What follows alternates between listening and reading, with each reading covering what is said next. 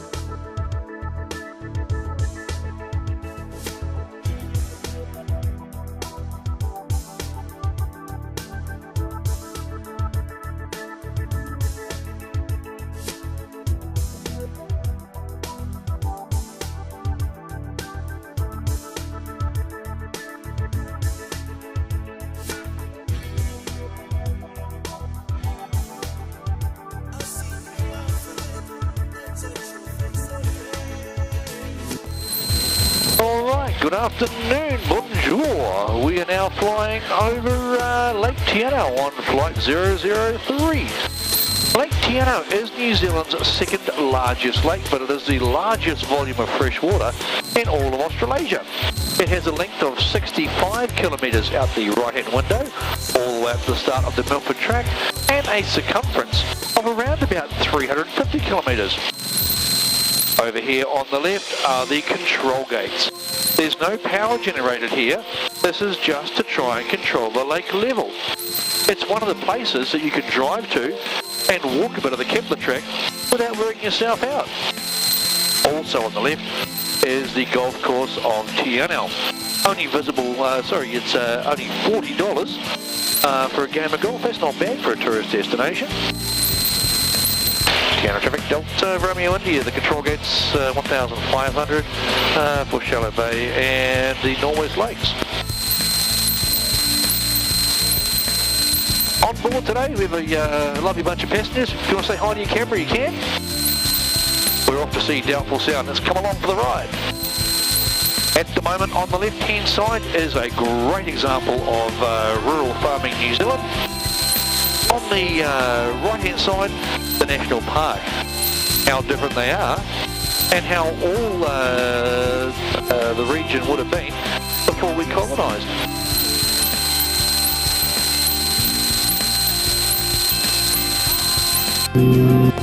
Down on the left here is a tar seal road that ends at an alcove cut in the river. This was made for the Queen and the Queen Mother in the 1960s for her coronation tour. Problem is, they never turned up. So now we use that to launch jet boats from. It's called the Queen's Reach. And then on the right hand side is a swing bridge. This marks the end of the Kepler track at Rainbow Reach. This is one more place that you can drive to, walk a bit of the Kepler track without wearing yourself out.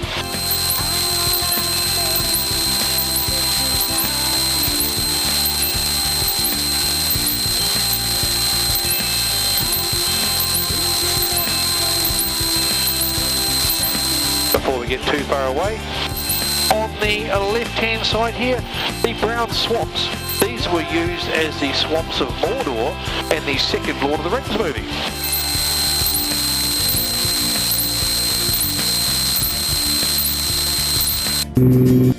Now we're currently flying over the Upper Waiau River. Now the Upper Waiau has been made most famous because it was used in the first Lord of the Rings movie for all of the river scenes. Two of the movie locations. There was one that was videoed, or movie was done right down here on the left-hand side in the middle of this long straight of Waiau River. And another Lord of the Rings movie location is the second to last sweeping corner, just right down here underneath us. Very recognisable.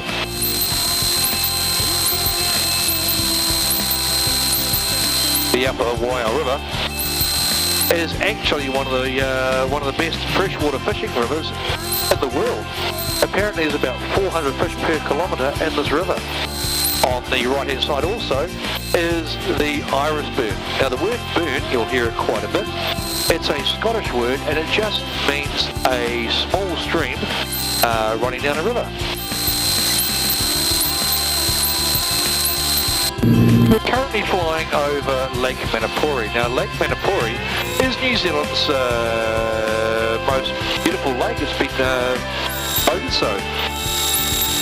Over here on the left is Pomona Island. This is New Zealand's largest freshwater island. Now Lake Manapuri has 33 islands in it and almost all of them are forested. It is most famous for the power station at the far end. It took 10 years to build the first tunnel between Lake Manapuri and Doubtful Sound in the 60s, and the second tunnel was done in the 80s. To this day, that's still New Zealand's greatest engineering achievement.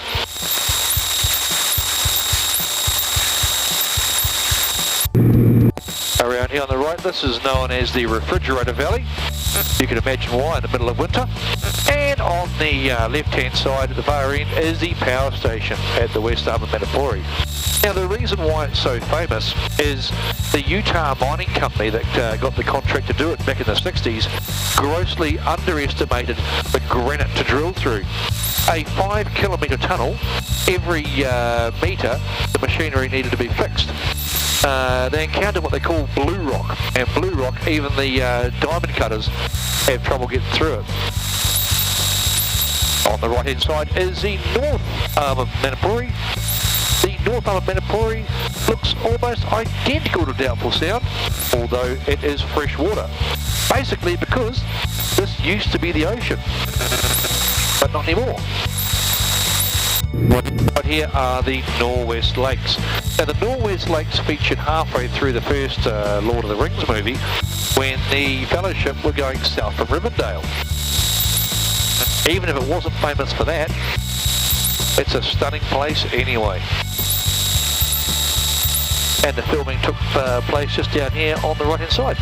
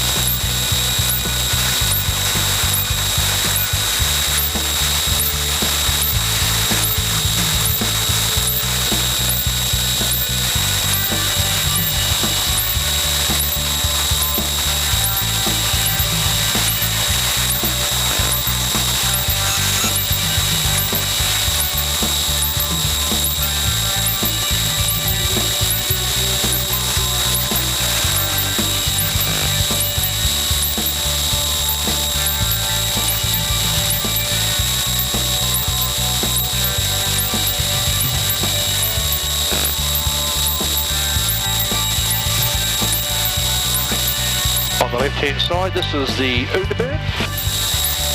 And on the right-hand side is a beautiful hung lake up in here.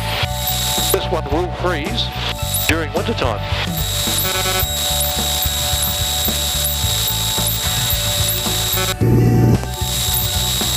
And we are now going to fly over the spine of the Southern Alps of New Zealand. Now the Southern Alps are the world's second fastest growing alpine system. They are being caused by the tectonic plates pushing between New Zealand and Australia. It's non-volcanic. If it wasn't for the westerly weather patterns and the erosion that goes with it, this would be the fastest growing alpine system in the world. Truth is, these mountains are still growing at the same rate as your fingernails per year.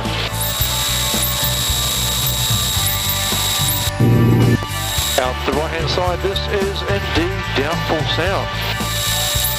On the left hand side is the Hall Arm, and this is Deep Cove. This is the port of Doubtful Sound.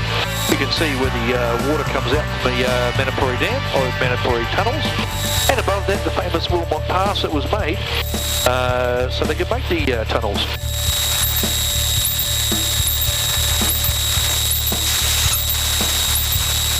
Down beneath us here is Elizabeth Island.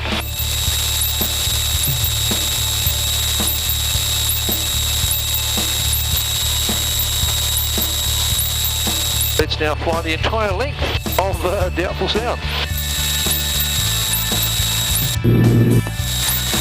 Over here on the left is Lake Brown and the Lake Brown water slide. Now I've been told that we can't call the Lake Brown water slide a waterfall because the water never leaves the earth. But Wikipedia puts this as one of the highest waterfalls in the world. On the right hand side is a beautiful waterfall that runs off the, just coming to view now, off the back of this hung lake. This is a place called Campbell's Kingdom. If you have a chance to watch the Art of Fennel movie, and I hope you do, this features in there.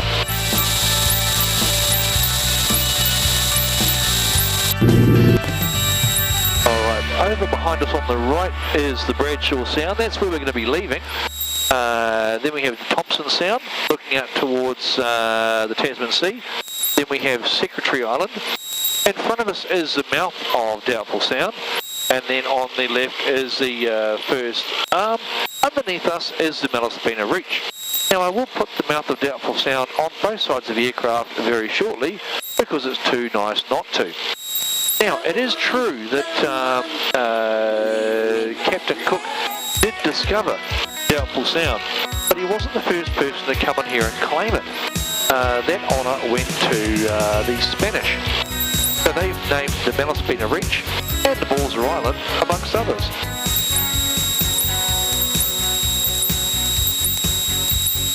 Doubtful traffic, Delta Romeo India, the east end of Balzer Island at 4,500 feet, shortly up the Bradshaw.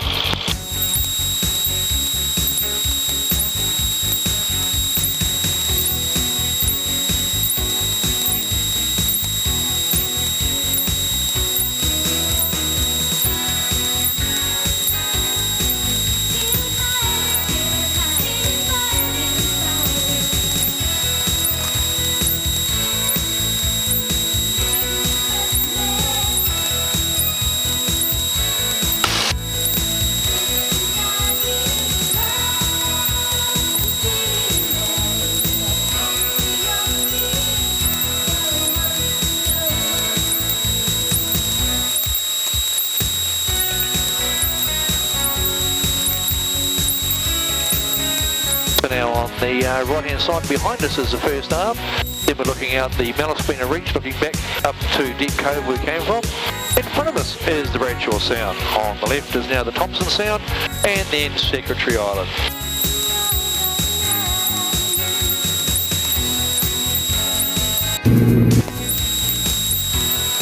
On the left hand side down here is Precipice Cove. That's the very top of the Bradshaw Sound.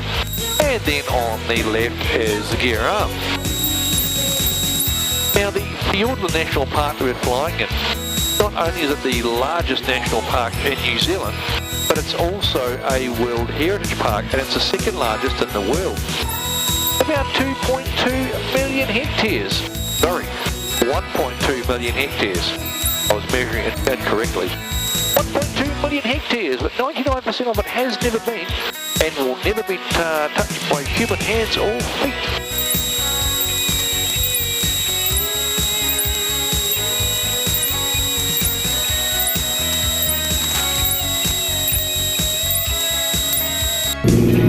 We're now going to pass back over the spine of Southern Alps from west coast to central.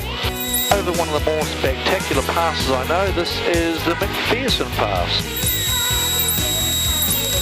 Feel the traffic Delta Romeo India McPherson Pass on descent 4,100 for the hidden lake.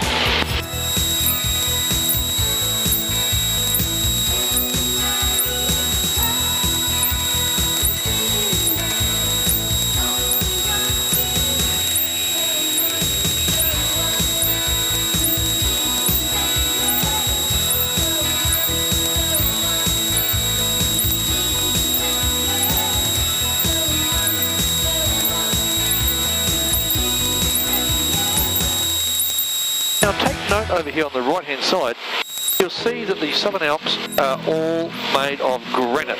There is no dirt here in the Southern Alps. And that's how we get, or why we get, the tree avalanches. Now the tree avalanche, the average rainfall here is between 3 to 6 metres a year. When the trees get too heavy, they'll avalanche away. Now a tree avalanche takes around about 400 years to reforest, and there'll be a few to look at as we go along.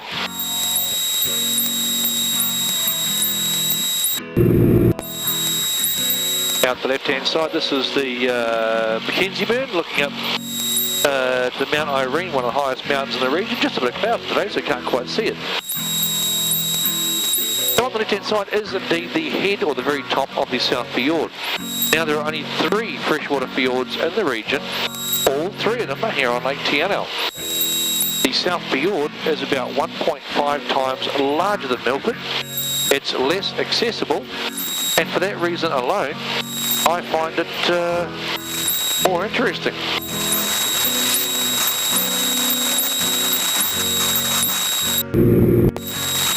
We were talking about tree avalanches. Here's one on the right hand side that happened about a year ago, and in there you can see exactly what's underneath the trees. There is nothing but granite.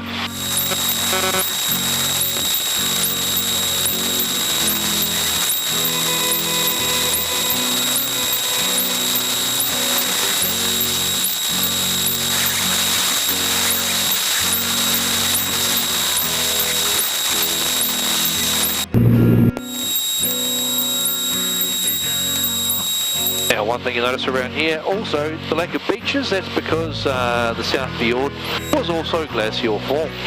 The mountain range on the left hand side are the Murchison Mountains. This is where the Takahe were rediscovered. Over on the right is something quite special.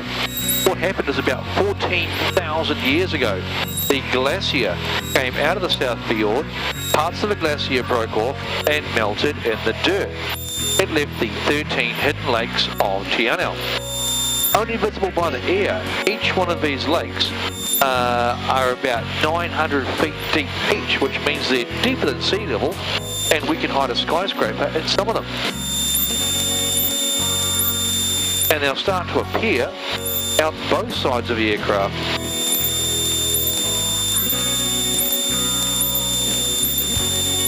Channel traffic Delta Romeo India, the hidden lakes on descent 2000 for a lakefront landing via Blue Gum Point.